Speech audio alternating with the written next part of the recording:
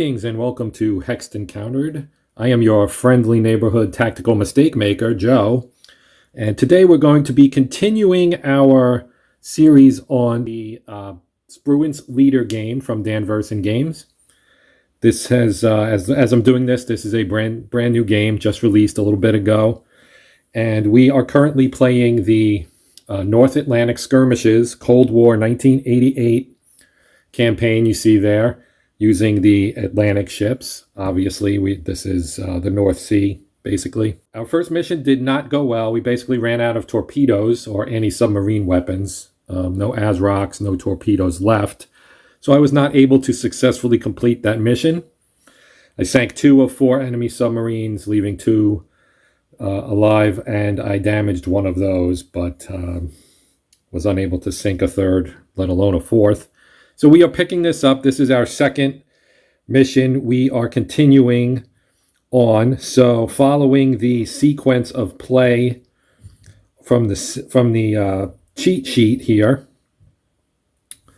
So here's our basic cheat sheet that comes with the game to kind of explain the sequence. So we did all of this stuff, basically was set up ahead of time. Most of it anyway. So we did everything. So down here we get to mission sheet setup. We place our task force counter. We roll for the enemy task force placement, which I did. I shuffled my decks. This is what we got. Excuse me.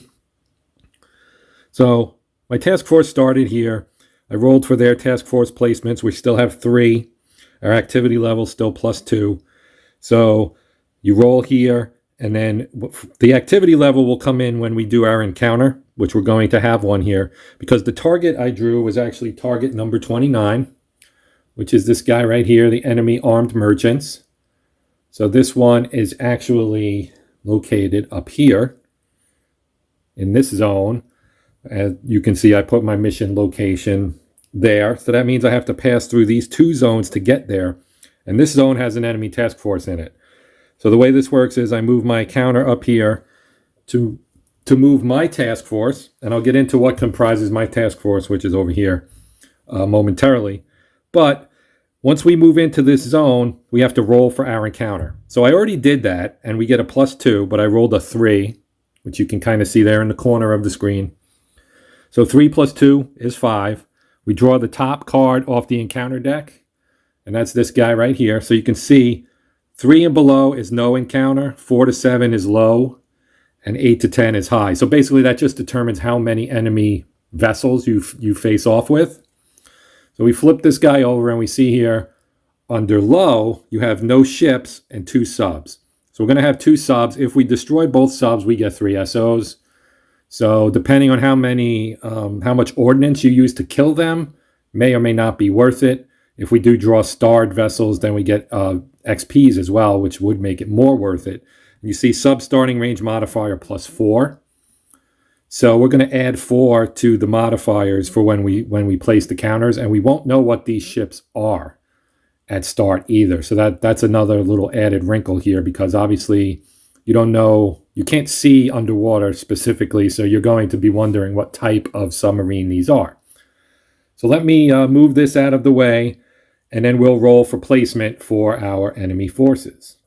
Okay, so it's a little hard to see probably, but up here we have our enemy starting range and a die roll from 0 through 10, but they get modified by the placement modifier. Now, because we don't know what these subs are, we can't use their placement modifier. So what we do, the mechanism for that is we have a cup here with some enemy sub or unknown sub chits or counters in here. So I pull 2 out. They're 2-sided. So here's the first side, right? So you can see it's got a star, which is bad news for us because that means that we can't avoid the encounter. So it gets a detect of 4, and then over here we have another one that has a detect. Has a detect of 7 for 1 level and 9 for the 2nd level. Range of 3, 1 noise modifier, I guess. And then on the other side, just so you can see what's on the other side, result table basically for determining what this is. So basically, once you detect it, you roll to see what it is. So if it detects one of our ships or we detect it, we get to identify it. We roll our 10-sided die. 1 to 3, it's a neutral vessel. 4 to 7, it's an enemy vessel. 8 to 10, it's a ghost. It's a gremlin. It's nothing. So that is our. So we'll put sub 1. Sub 1 was the first one. I'll put that there. So I also have their markers out for when I actually know what they are, so they can be on the. I'll just swap them out once I identify them. Okay, so I'm going to roll for their starting range, and we know from our encounter card that they get a +4 modifier. So we'll roll, and we get a 1 + 4 is 5, so they're at range 4. So they are right here, because we don't know azimuth yet. And then for the second one, we rolled a 4, which is an 8, and that's range 5. So we have 4 and 5. Now we roll for azimuth, and so that's basically which track they're in, essentially, if you're looking at it that way. So we roll, and we got a 9. So at 4, 9 is over here.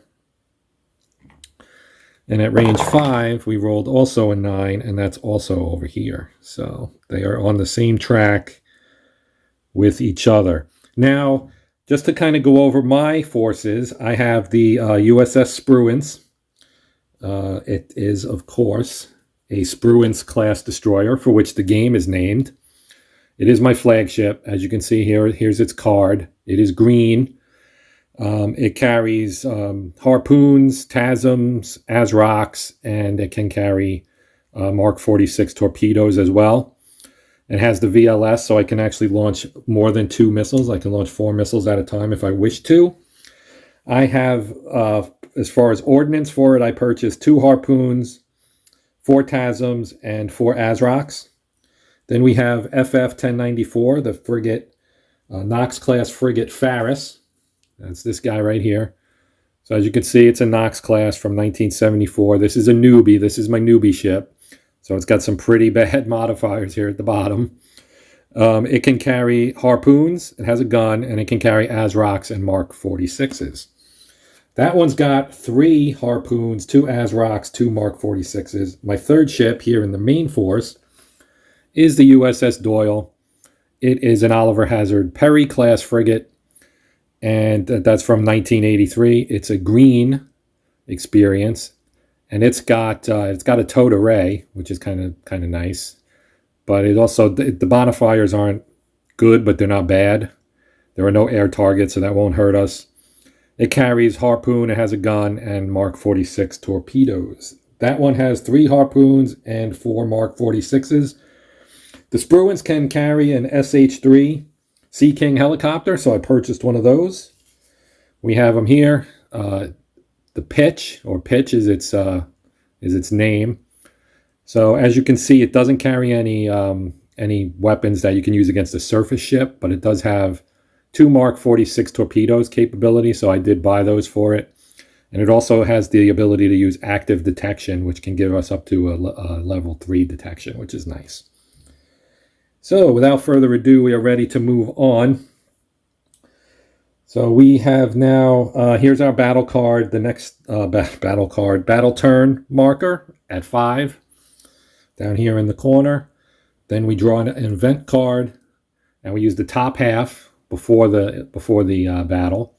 Bad weather, all ship detection attempts, even from subs, have a -2 DM. So, little pea soup to fight in, and we'll deal with that, obviously, as will the enemy. So once that's done, we go to the actual encounter itself. So we have an engagement sequence here, and I'll leave this at this kind of scope for this first turn, and then I'll zoom in a little tighter here on the battle board so we can actually see. You won't have to look at all this, and we'll be a little bit tighter on our counters. So the first step is sonobuoy detection. I didn't purchase any sonobuoys because of... basically because I didn't want to spend the SOs for them. But I forgot to mention, my commander is Brian. He's average. He's a supply focus. And you can see there beside specialized action or beneath specialized actions, it says free ordnance supply ship. That is this ship right here, which some of you may have noticed. That ship is the USNS Kiska, right here. And as you can see, it carries ammo for ships. It's got 8 harpoons, 8 ASROCs, and 8 Mark 46s on it that I can use to resupply my ships. There at the bottom, you see add 1 stress to the ship being supplied, takes a turn, and the 1 ship is resupplied during the mission turn. So I can use that should I run out of ordnance. It would have been nice to have that in my first mission, but I did not. So we are ready to go. As I said, no sono boys, so we skip that part. We go to fast task force actions. We will have the Spruance. Well, actually, first what I'm going to do is I'm going to use my commander's. He has 1 fast action. I'm going to use his action to move my task force up. So we're going to close the range here. So pitch will launch. Pitch gets a stress from launch, and this counts as an action for both the ship and the helicopter. So we're going to drop pitch on the board here, and pitch is going to, that's one of the 4 actions. Helicopters get 4 actions per turn. So the launch is 1. He gets a stress for that, and then we'll move pitch out 1, 2, 3, 4.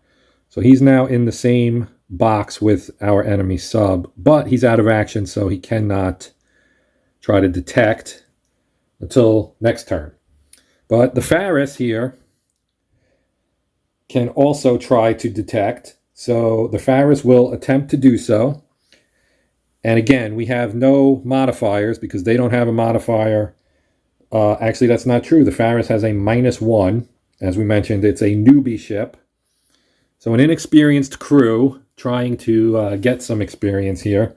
We only need 2 XPs to advance to green, so hopefully we will get that, assuming we actually successfully complete this particular encounter. So we're going to roll, and we need a 6 for level 1 and a 7 for level 2. Now we got a 7, so that is level 2 detection. So I'm going to grab my chit here, but I'm also going to now flip this guy over. So a 1 is neutral, 2 to 6 is enemy, 7 or higher is nothing. It's a 2, so that is an enemy. So now we would, I already actually drew two sub cards. This is what we've got here. We've got an Alpha class, the K316. It's actually not a, this is not a pushover sub. By any stretch of the imagination. It is starred, which it was required to be for this chit anyway. So that is sub 1. So I'm going to replace this with enemy sub 1, and he is detected at 2. So now, assuming I can get a shot off, maybe. We'll see what happens here.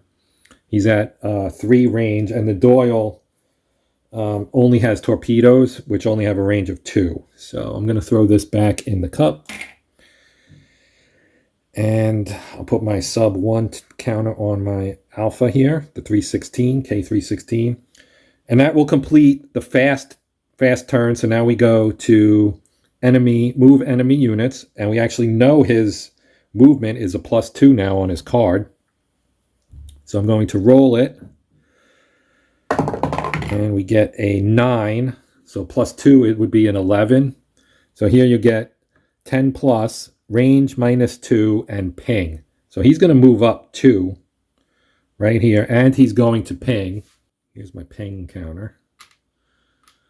So because he pings, his NM gets adjusted down by 3, and he's got a 0 NM. So he's real noisy right now. But he'll also get an action once we move our other sub here. So now we'll roll for enemy sub 2. And they don't get any adjustment because we don't know what it is. So we'll just roll here. We got a 10. So a 10 is also range -2 and ping. So he's going to go here. And he's also going to ping.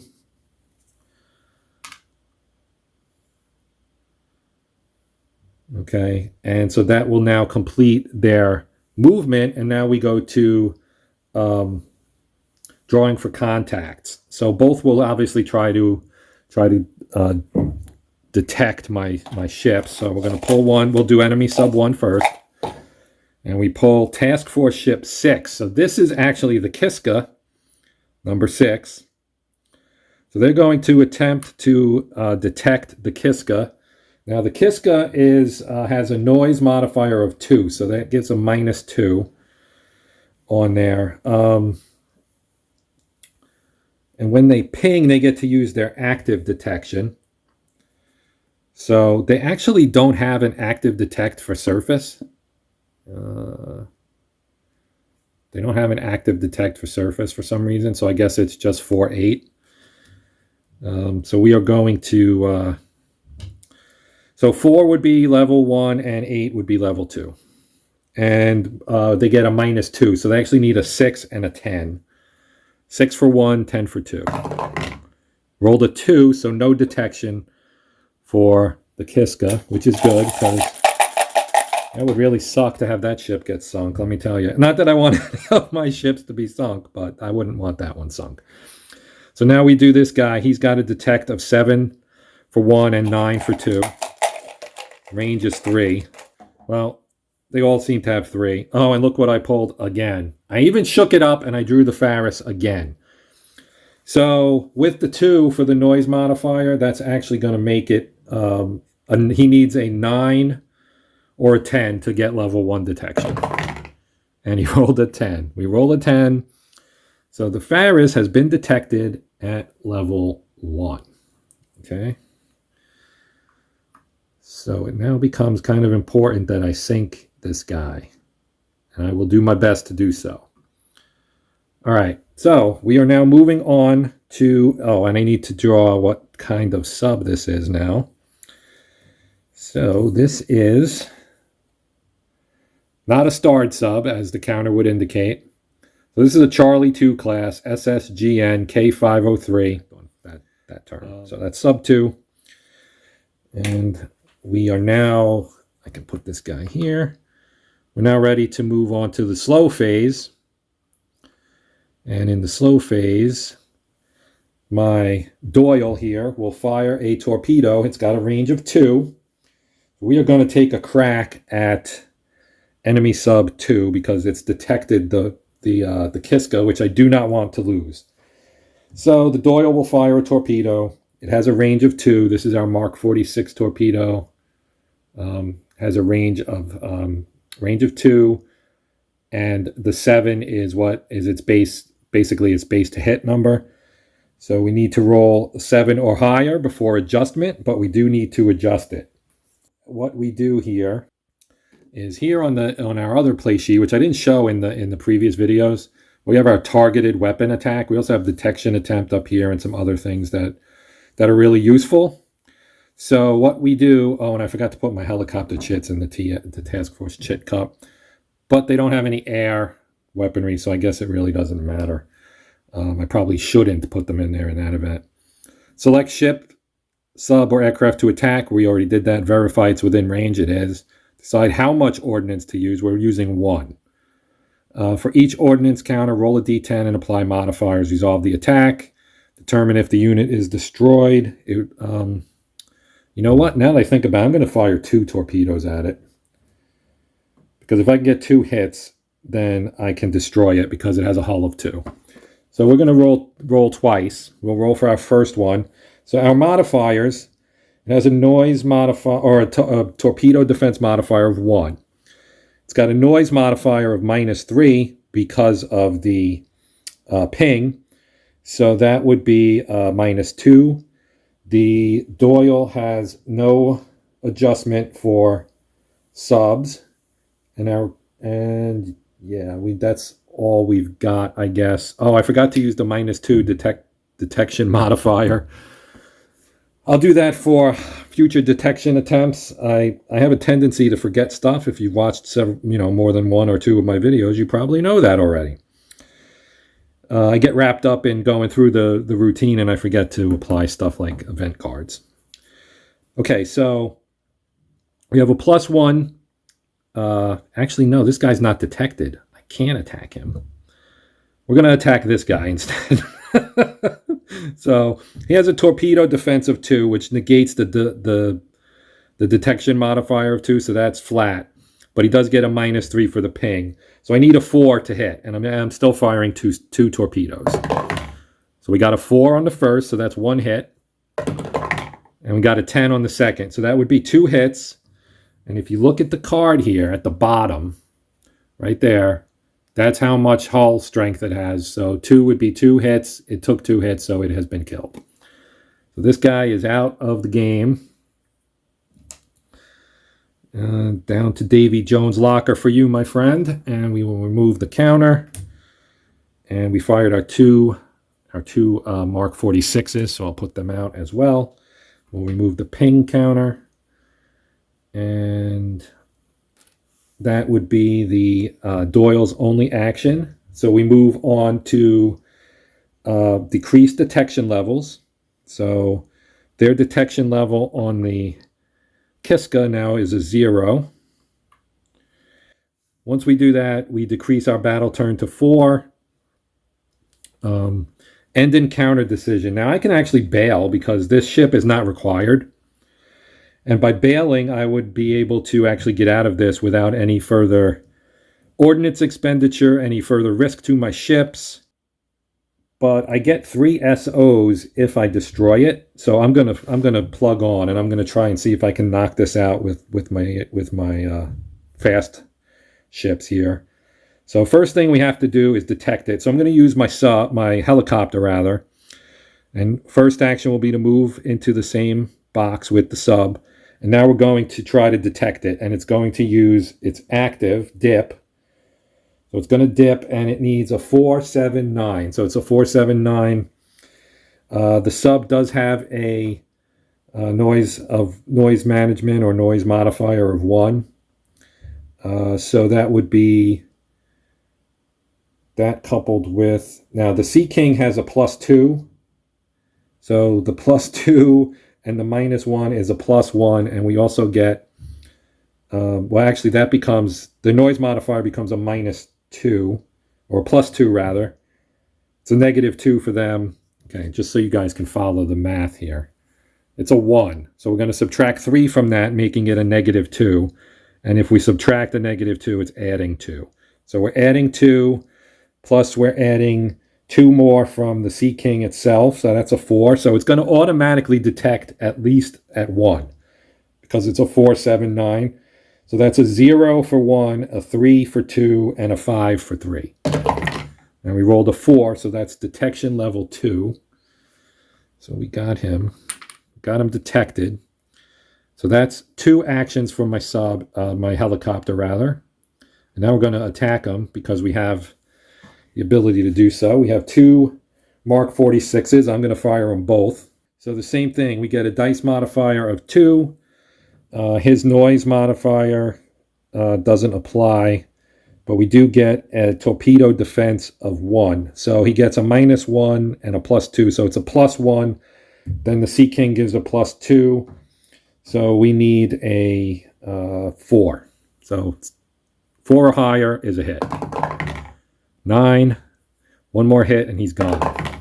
8. Destroyed. So that one went a whole lot better than the previous one. So he has been destroyed. I can throw this back. The detections don't need those. Obviously we did pretty well that time. Clean this up. And so we destroyed this guy as well with our helicopter. So that ends that. So that was this encounter here. We destroyed at least 2 subs, and we get 3 SOs for that.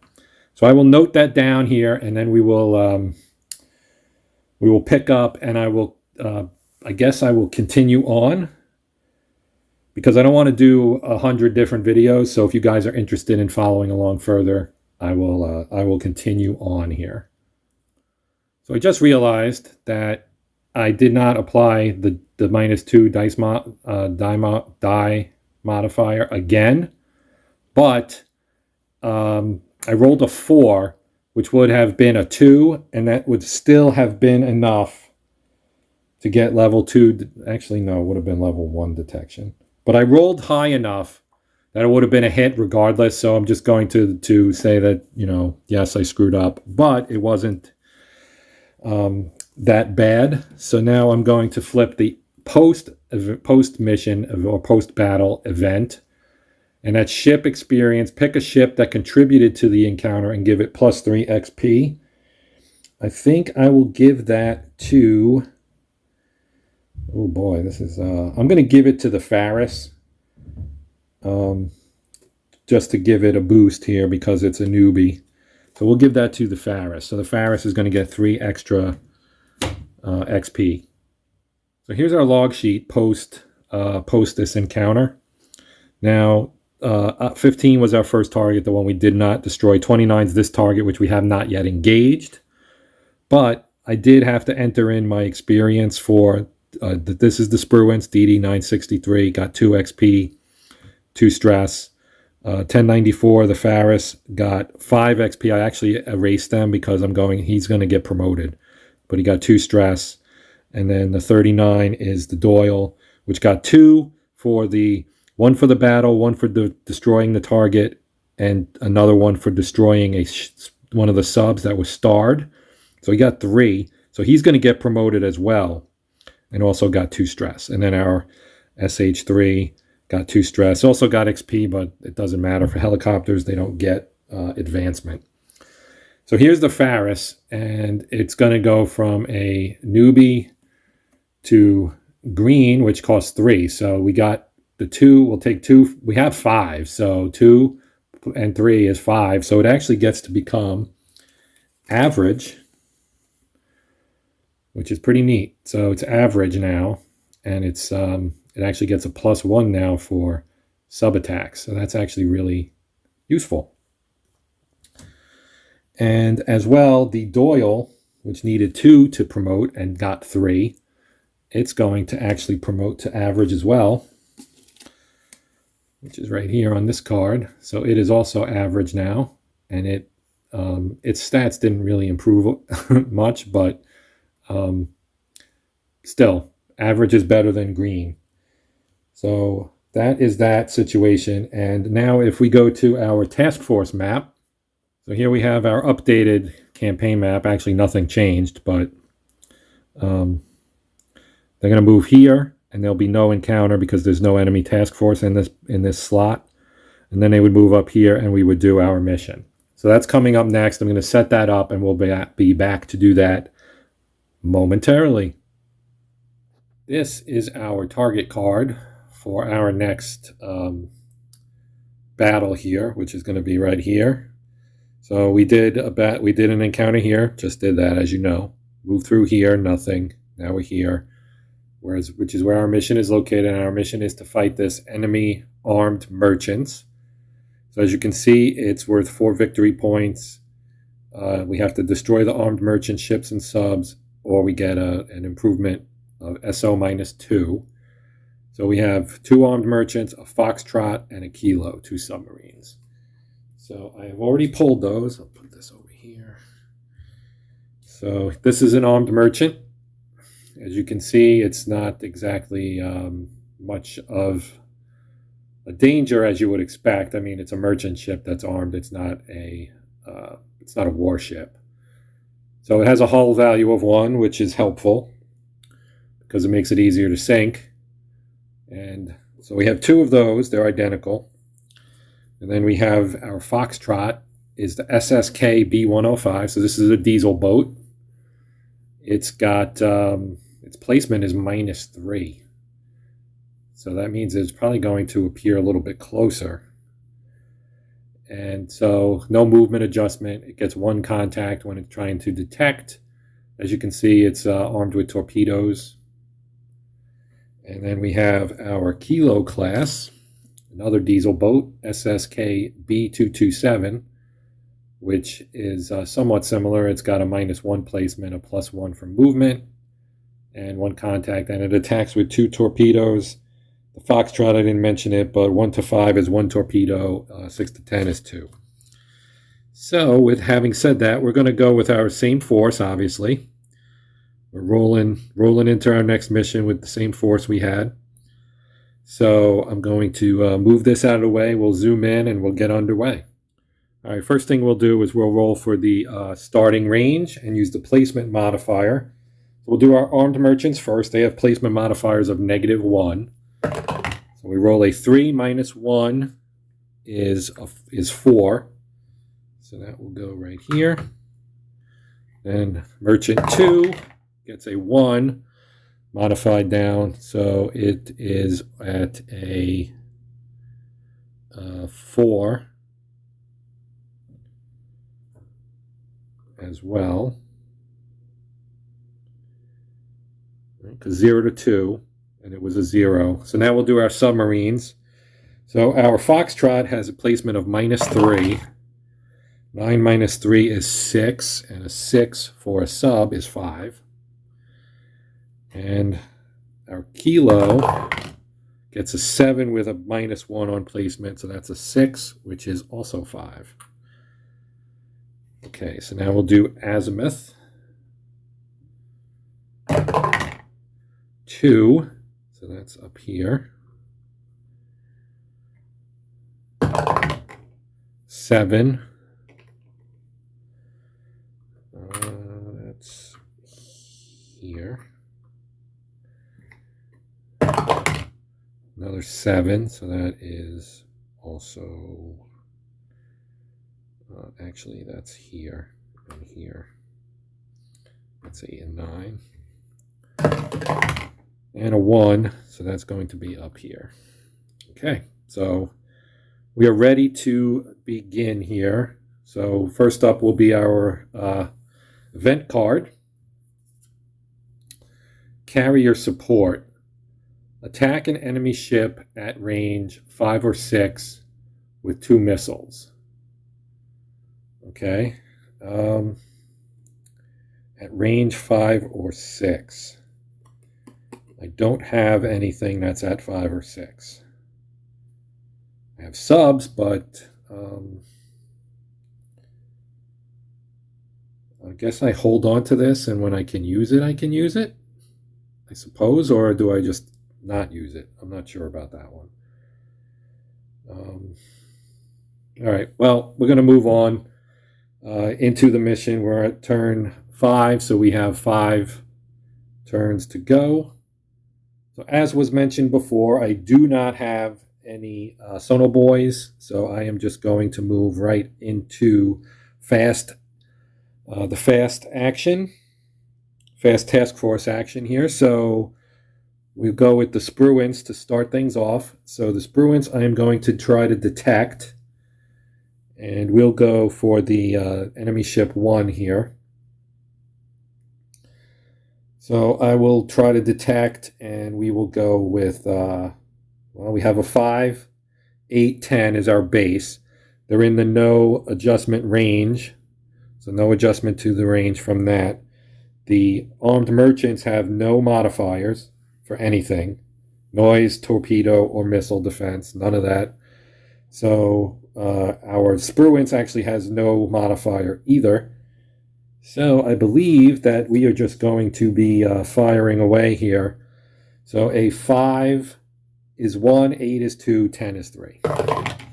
We get a 4, so we fail to detect.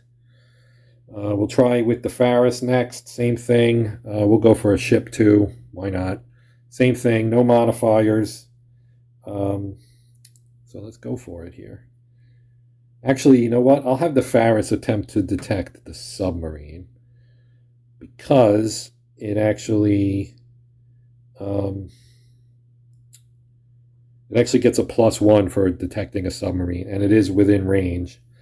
So we'll attempt to detect the sub. Oh, actually, no, it's not in range. It's 4. Range is 4. So we're going to attempt to detect the merchant. 5 and 8 are what we're looking for. We get a 6, so that's a detect at 1. Put a detect 1 on here. Now I have my fast action for my commander. So I'm going to use that, and I'm going to fire well, should I fire 2 missiles?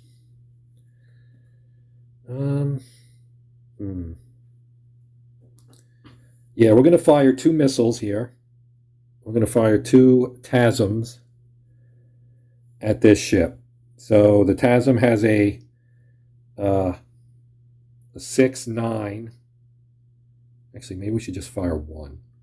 We'll fire 1 and we'll fire a harpoon with the Spruance. So the Spruance is going to fire a harpoon at enemy ship 2. So no modification for range. We get a +1 on the detection modifier, and that is all. So we need to roll a 5 to hit. And we get a 4. Well, we took a shot at it. All right. Okay, so now we move on to the enemy movement. So ship 1 has a movement modifier of +1, rolled a 4, so that's a 5, so that's patrol and they don't move. Enemy ship 2 also has a movement of +1, so that becomes a 2, and that's also patrol, so they do not move.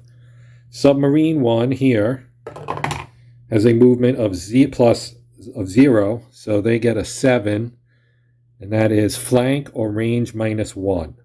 So they will move up here. And then we have enemy sub 2, and it has a movement of +1, rolled a 1, so that's 2, which is patrol or snorkel for SSK. So this is an SSK, so what does snorkel mean? So what the snorkel means is you get this snorkel counter here, okay? So the noise modifier gets modified down by 2, the detection gets modified down by 2 as well. So we stick that on there, making that sub easier to detect. So since he's patrol and snorkel, he did not move, he stays there at distance. And so now we move to the enemy action phase. So they don't have any detection, so they're going to try to detect. And so what we'll do here is we will roll, well, we got to pull a chit, so enemy ship 1 will attempt to detect.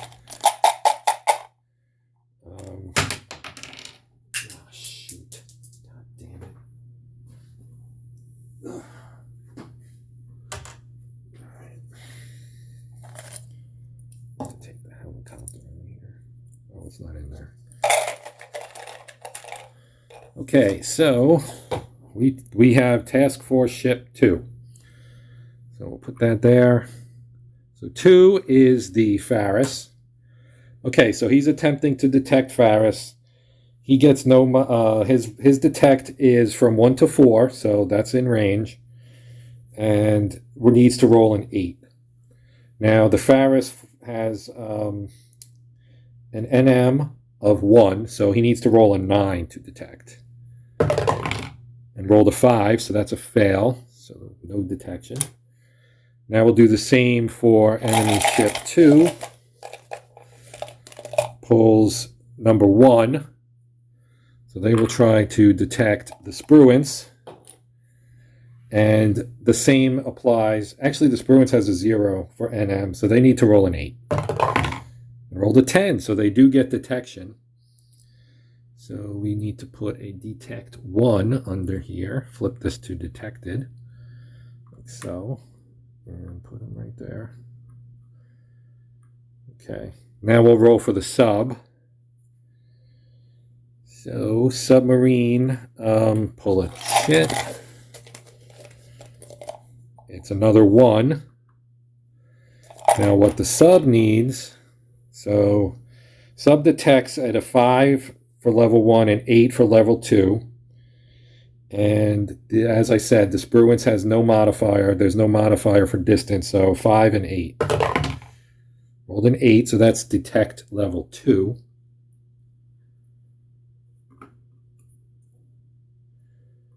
Okay. And now sub 2, which is going to have a modifier for being at snorkel. It also pulls the Spruance. Everybody's out to get the Spruance here. Okay, so sub 2's detection range. Oh, he's out of range actually. He's out of range, so he can't detect. Since he did not move, he's still out of range because he can only detect from 1 to 4. So that will end their move, and now we go to perform slow task force actions. And so our slow task force is the Doyle. And the Doyle, we do have some detected ships here. Well, one detected ship. So we will take a crack at our ship here. So we're going to fire we will fire a harpoon missile. So the Doyle gets no adjustment for that. So we're going to have to go with let's see. And there's no modifier on the ship either. So we need a 6. And we rolled a 5. So I do have the Sea King, but I used its torpedoes, so I could use it for detection, but I'm not going to. I'm just going to leave it here so it doesn't get any more stress. So I will use my task force action for Brian to do another ship action. I'll have the Spruance fire another harpoon. So it needs a 5. Actually, hold on a second. I rolled a 5 with the Doyle, and I forgot to apply the dice roll modifier. So the Doyle actually did hit it. So it did hit it, but their hulls are 1, so they're just destroyed. So this ship has been sunk. So I'm going to throw this back in the cup. So having done that, I will now use my ship action for the Spruance to attempt to detect this ship again. So we sunk ship 2. So this is ship 2, and I am putting it out because it has been sunk. So ship 2 has been sunk, and we're going after ship 1 for detection. So we have a range of 4. So that's in range. 5, 8, 10. It has no noise modifier, and the Spruance also doesn't have any adjustments. So 5 for 1, 8 for 2, 10 for 3. 6. So we get a detect 1, which doesn't do us a whole lot of good, except that it'll be a detect 0, but we will still know it's there, and that will give us an advantage on attacking it. Okay, so we advance our battle turn down, and now we go back to we decrease our detection level, so this becomes a 1. So let's see, what do I want to do here? I don't have any harpoons left, so I can fire. I'm going to fire a TASM at for the other merchant here. So that's a 6 for 1 damage or a 9 for 2. There's no die roll modifier, so I do need a 6. Rolled a 9, which would actually be 2 hits, but we only need 1 to sink it, so it has been sunk. Okay, so an enemy ship has been sunk as well, leaving us with only the submarines, which are of course more difficult to handle. So now we'll go to the Faris, and now I will use my commander ability to actually move the task force so we can get closer. So that will pull these guys up by 1. And now I will use the Faris to try to detect. So let's see. We're going to roll. We have a modifier of -2 for their noise. So that's sub 2. His noise modifier is 2, so it becomes a 0. So we have the Faris can detect on a 5 for 1 or a 6 for 2. Rolled a 10, so that's a detection level of 2. So that ends the fast mode. We're going to pull this out because it's over. We'll roll for movement. It's a 2, gets its and no adjustment. So a 2 is going to be patrol snorkel. So this sub is now going to go to snorkel as well. And then sub 2 rolled a 7 and gets a +1, so that's an 8, which is flank or range -1. They can't flank, so they'll move up 1. So now they're at range 3, which puts them in ASROC range, actually, but the Doyle does not have any ASROCs, unfortunately. So we will move on to the attack phase here. So enemy sub 1 can, well, we do need to do detection first, I guess. So we'll do detection for sub 2. So it will pull a chit. We have Task Force Ship 3, so that is the Doyle. So let's see. It has an NM of 1. So we don't get any range modifier, so we're just going to get a 1, a -1 on their roll, and they need, so they'll need a 7 or a 10. Rolled a 2, so fail to detect. Now we'll do the attack for sub 1. So he's going to attack Task Force Ship 1. He has a +1 for the detection. And so let's see, Spruance gets no adjustments. Its torpedo defense is 1. So it does get 1. So that will cancel that one. So they need to roll a 6 or 8. And then, well, first we need to roll to see how many torpedoes they fire. And they only fire 1 torpedo, and they need to roll a 6 for 1 hit or an 8 for 2 hits. Rolled a 5, so did not hit. Okay, so that was good. So now we move to the slow phase. So this is the Doyle's turn now. And unfortunately, the Doyle can't actually attack. So we're going to try to detect sub 1 here. So we do get a noise modifier of -2. So that'll knock that down to 0 because its noise is a 2. Doyle gets no modifier for subs. So we're just getting a straight 4, 7. So 4 for 1, 7 for 2. So 7, we get 2 detect.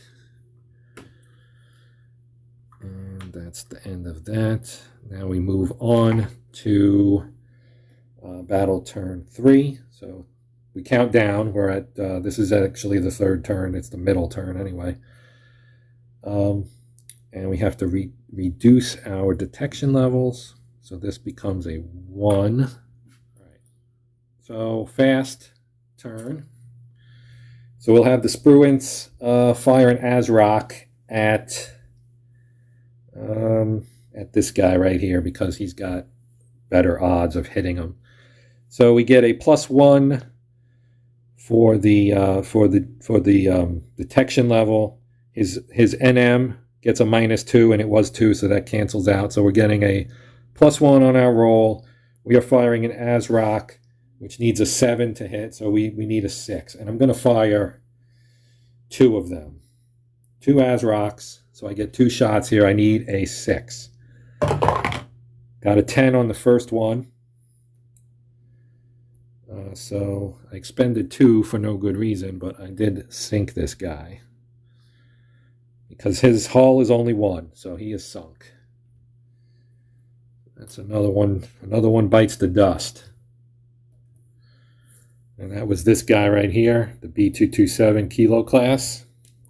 So we are down to 1 enemy ship left. Okay. So now the Faris has the Mark 8, Mark 46. Oh, the Faris has an ASROC as well. So we will fire 2 ASROCs from the Faris as well as that at that sub right there. So we let's see, they get a +1. Their NM is a 2, so that's a -1 on the roll. The ASROC, as I mentioned, needs a 7. So I have to roll an 8 to hit it, so this is going to be tough, but we're going to give it a shot. A 4 for the first one, and a 1 for the second one. So we did not hit. Okay, well that sucked. All right, so what I'll do now is I'll use my commander ability to close the range again so that I can have a shot at that sub with the Doyle, which only has torpedoes, and they only have a range of 2. So now we go to the enemy movement. Rolled a 10, and they get a +0. So that stays a 10, which becomes range -2 and ping. So they're going to close to 1, and they're going to ping. And so ping, as we saw before, gives them a noise modifier of -3. It means when they try to detect, they use their active sonar. So they get a slightly better chance of detecting. So we will pull our chit for them for detection. They are trying to detect ship number 2. So that would be good old Faris. So let's see. They need a 4 for 1 and a 7 for 2 on their active sonar. And the Faris has has a 1 for the NM, so that's a -1. So they need a 5 or an 8. 5 for 1, 8 for... So they get a detection level of 2. So it's detected. And the level is 2. So that means next turn, if I don't kill them this turn, next turn they'll actually be able to attack the Faris with a 1 because it gets degraded, obviously, as we go to the next turn. So now we move to slow. So we have our Doyle here. Doyle is going to fire both its Mark 46 torpedoes. These guys right here. So the range is 2. They need a 7 to hit. We get a +2 range modifier, which knocks it down to a 5. Their noise modifier gets modded down to a -1, so that gives us a +1. So we got a +1 and a +1 and a +2. So that's a +4, so we need 3s. We rolled a 3 on the first one, so that will sink him. And that will end this mission, and it was successful. So I feel better now.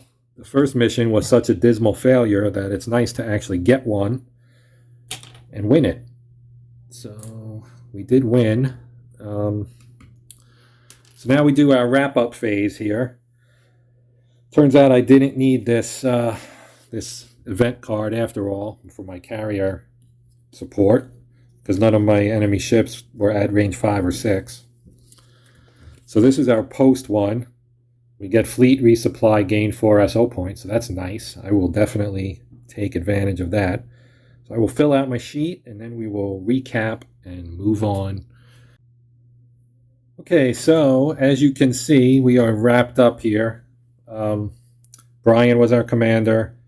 He's got 4 XP. I forgot to mark that down, and 4 stress. But I did do the ships. So Spruance has 4 XP, needs 5 to promote from green to average, also has 4 stress points. And I just X when they were on that mission, basically. Then the 45 is, actually no, it's 1094, is the Faris. It's got 2. Once it hits 3, he's going to promote to veteran, so that's nice. Or skilled, I'm sorry, skilled, then veteran.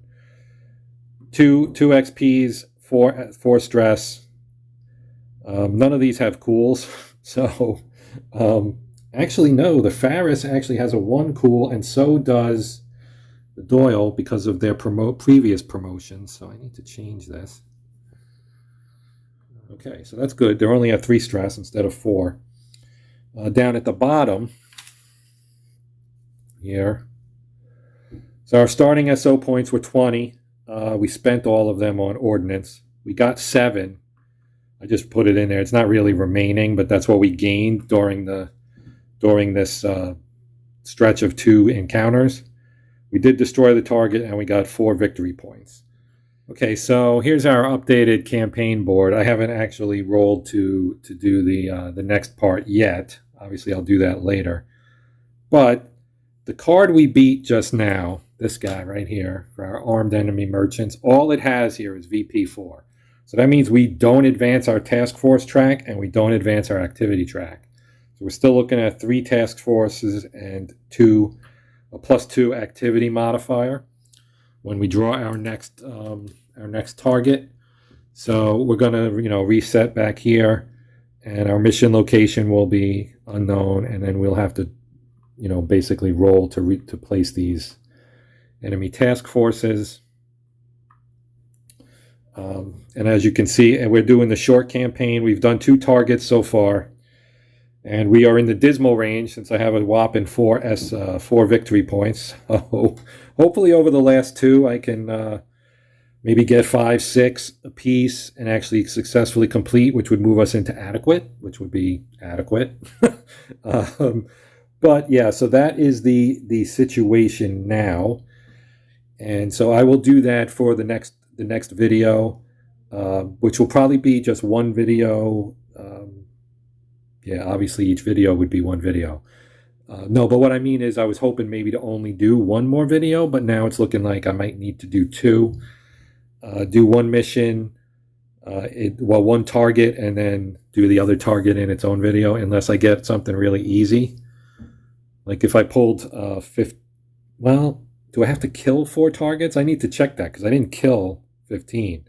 I didn't destroy it. I didn't defeat it. So, but we'll be coming back, and we will be using the first half of my task force. This group here. So we'll be using the Leyte Gulf and the Underwood and the DeWert and our SH-2F Sea Sprite sprayer will be back in action. All their stress will get reduced by 2 due to their not being active this week, or whatever. I guess you don't call it a week, but they were not active on that mission run. They were resting. So they will all get reductions in stress, which will actually reduce most of them down to 0. But we do need to gain some XP for those guys so that they can actually get promoted. But that is a task for another video. So for now, I am going to wrap this up. I appreciate you guys watching, as always. If you would, please consider liking, sharing, subscribing. If you've seen my videos more than once, you know I say this every single time, but I am trying to grow my channel, and I appreciate any support you might be willing to give in that endeavor. So, as always, my name is Joe. This is Hexed Encountered, and until next time, happy gaming.